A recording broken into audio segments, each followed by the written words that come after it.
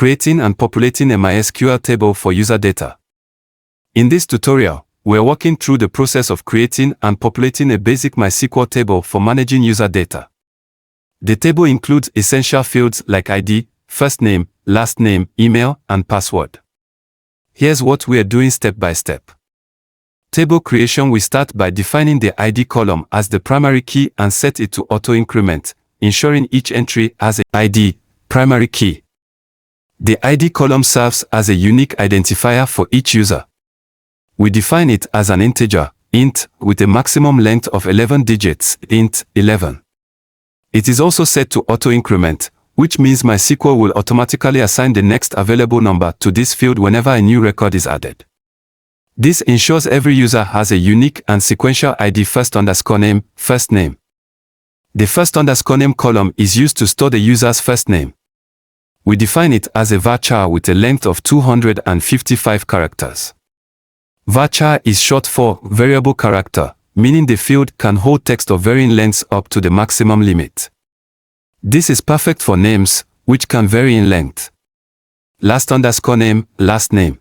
The last_name column is also a varchar with a length of 255 characters. Together, first_name and last_name give us a complete name for the user. Email address. The email column is where we store the user's email address. It is also defined as a varchar with a limit of 255 characters. This column is marked as not null, which means MySQL will not allow this field to be empty. Every user must provide a valid email address when their information is stored. Password. The password column holds the user's credentials. Like the other text-based fields, it is a varchar with a limit of 255 characters. It is important to note that while we are storing plain text for this demonstration, in a real-world scenario, passwords must always be encrypted or hashed for security purposes. Once we define these columns and their attributes, our table structure is ready.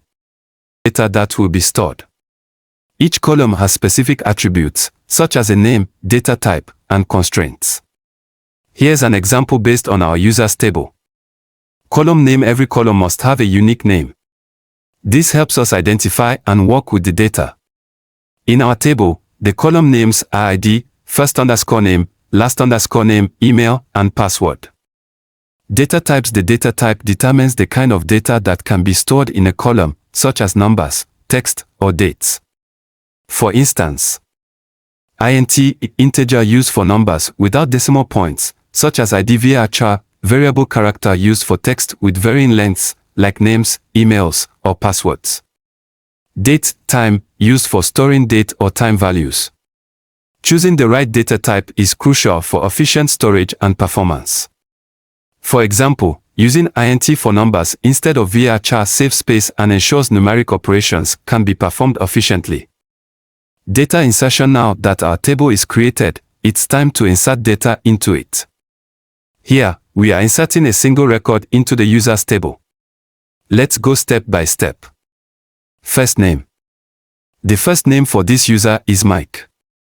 As mentioned earlier, we store this in the first_name column, which accepts text up to 255 characters. Last name. The last name for this user is James. This is stored in the last_name column, another varchar field. Email. The email for this user is test@gmail.com.